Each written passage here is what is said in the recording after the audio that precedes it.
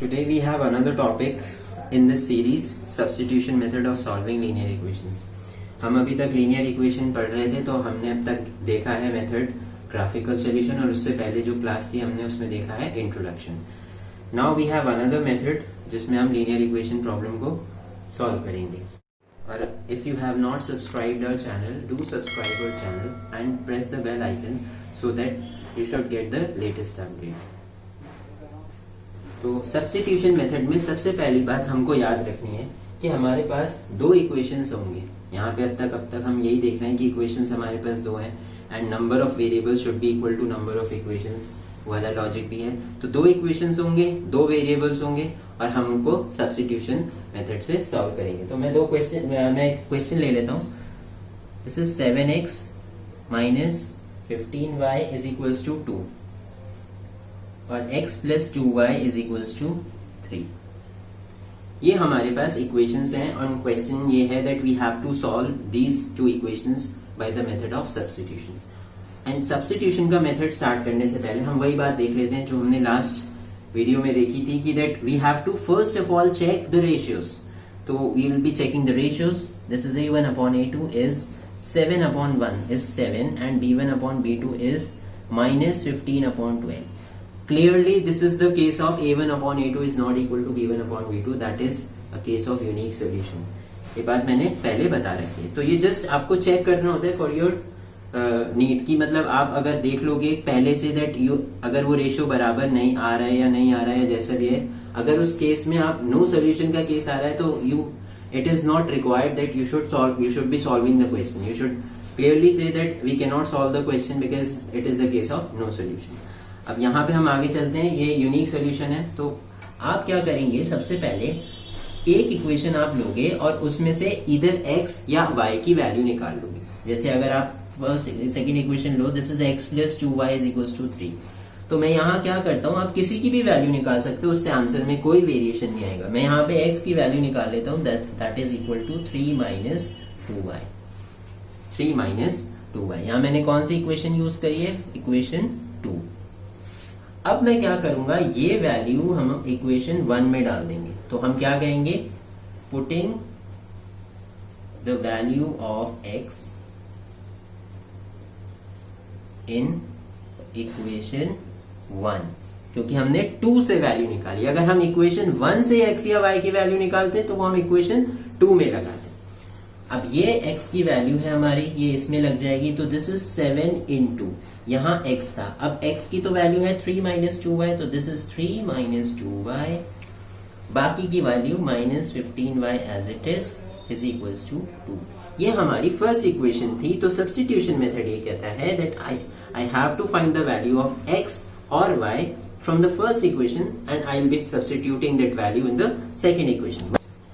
तो अब इसे मल्टीप्लाई कर लेते हैं. This is 21, 7 3 is 21. This is 14 minus 15y is equals to 2. अब यही अलजेब्रा कहता है कि यू हैव ये कांस्टेंट, मतलब वेरिएबल्स वाली टर्म्स एक तरफ, कांस्टेंट टर्म्स एक तरफ. तो मैं इसको उधर ले जाता हूँ तो और ये दोनों ऐड हो जाएंगे. Minus minus plus, this is minus 29y is equals to, this is 2 माइनस 21 दैट इज माइनस 19. तो ये हमारी माइनस 19 हो गई. तो y will be equal to minus 19 upon minus 29 that is equal to 19 upon 29. ये हमारी y की वैल्यू आ गई. अब y की वैल्यू आते ही आप x की वैल्यू आराम से निकाल सकते हैं. आपने इसी इक्वेशन में देखा कि x is equals to 3 minus 2y था. अब आपके पास y की तो वैल्यू आ गई, तो the x will be equal to 3 minus 2 into 19 upon 29. This is 3 minus, this is 38 upon 29. X will be equal to, this is 87 minus 38 upon 29. ये हो जाएगा आपका 49 upon 29. ये आपका आंसर आ गया. तो आपका x भी आ गया, आपका y भी आ गया. तो ये आपका फाइनल सॉल्यूशन हो गया सब्स्टिट्यूशन मेथड से. तो हमारे पास एक और क्वेश्चन है. अगर पहले वाले क्वेश्चन में आप किसी को कोई डाउट है तो we are taking another question. ये क्वेश्चन आपके बोर्ड पे है. 3x/2 minus 5y/3 is equals to -2 and x/2 plus y/3 equals to 13/6. तो अभी तक जो क्वेश्चन थे उसमें कोई भी डिनोमिनेटर की टर्म नहीं थी, बट यहाँ पे है। तो आप क्या करो, पहले इस क्वेश्चन को या इस इक्वेशन को ठीक कर लेते हैं।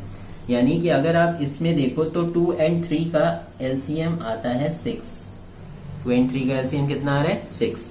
तो यहाँ कितना हो जाएगा, दिस इज 2 3 6, तो ये 3 into 3x minus this is 3 2 6, तो 2 into 5y is equals to -2। यानी ये हो जाएगा 9x माइनस 10y, और ये क्रॉस मल्टीप्लाई हो जाएगा तो दिस इज -12। इसी तरीके से अगर आप इस वाली इक्वेशन में देखें, यहाँ पे भी एलसीएम आया 6। दिस इज 2 3 तो 3 into x, this is 3x। 3 2 6, तो 2y से मल्टीप्लाई होगा, 2 into y is equals to 13/6। 6 से 6 कैंसिल, तो this is 3x plus 2y is equals to 13। तो this is our first equation, और ये हमारी सेकेंड इक्वेशन। यानी हमारे पास इक्वेशंस जो थी पहले हमने उनको ठीक करा as per our needs. Means यहाँ पे आप वैसे भी लगा सकते थे, लेकिन उससे बहुत कॉम्प्लिकेटेड हो जाता, तो आपने पहले इक्वेशंस को सिंप्लीफाई कर लिया। अब आप आराम से इक्वेशंस में सब्स्टिट्यूशन मेथड लगा सकते हैं। तो वही बात कि हम एक इक्वेशन में x या y की वैल्यू निकाल लेंगे and that will be substituted in another equation. अब यहाँ से मान लीजिए मैं x की या y की किसी की भी वैल्यू निकाल सकता हूँ। मैं यहाँ पे चलिए y की वैल्यू निकाल लेता हूँ। तो this is 2y is equals to 13 minus 3x and y will be equal to 13 minus 3x upon 2। तो हमारी y की वैल्यू यहाँ से आ गई है। अब ये हम सेकेंड इक्वेशन से निकाली थी, तो अब फर्स्ट में लगाएंगे। तो फर्स्ट इक्वेशन हमारी 9x minus 10y is equals to -12 है, यही थी। यहाँ से आपने y की वैल्यू निकाल ली, तो y की वैल्यू यहाँ लगाई जाएगी। This is 9x minus 10 into y पूरा का पूरा ये है, this is 13 minus 3x upon 2 is equals to -12। कई बार ये कैंसिल हो जाएगा, कई बार नहीं होगा। इस केस में कैंसिल हो रहा है। दिस इज 2 5 10, तो दिस इज 9x माइनस, अब ये -5 अंदर मल्टीप्लाई होगा, दिस इज -65, ये हो जाएगा plus 15x is equals to -12।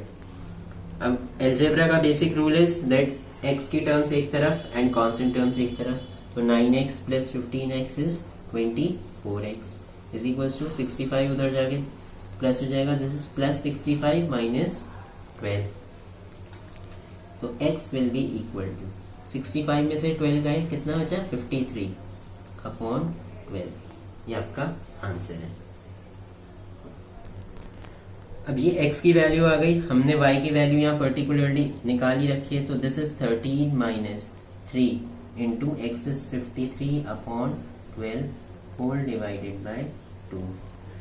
अब हमारा क्या आएगा, this is 30 into this is 159 upon 12 upon 2। ऊपर एलसीएम आ जाएगा, तो ये हो जाएगा 13, एलसीएम आया 12, तो this is 13 into 12 minus 159 upon 2 and this is, अब अगर आप इसे देखें, दिस इज 156, मैं इसको यहाँ कर लूँ, this is 156 minus 159 whole divided by 12 divided by 2 and 156 minus 159 is -3 upon 12 upon 2। ये कितना हो जाएगा, 3 4 12, और ये आप 2 ऊपर जाके रेसिप्रोकेट हो जाएगा, तो फाइनल आंसर आएगा -1/8। यानी ये किसकी वैल्यू आ गई आपकी, y की वैल्यू। ये किसकी वैल्यू थी, y की। तो y आपने यहाँ पे वैल्यू लगा के सब्स्टिट्यूट करके आपने आंसर निकाल लिया। तो इस मेथड में आपने x वेरिएबल या y वेरिएबल की वैल्यू निकालनी है, वो सब्स्टिट्यूट करनी है दूसरी इक्वेशन में। उसके बाद फाइनल आंसर के लिए y या जिसकी भी आपने वैल्यू निकाली है उसमें x की वैल्यू लगा देनी है और आपका आंसर आ जाएगा। तो ये सब्स्टिट्यूशन मेथड आप लोगों को क्लियर हो गया होगा। अब नेक्स्ट वीडियो में हम देखेंगे कि हम एलिमिनेशन मेथड कैसे सॉल्व करते हैं।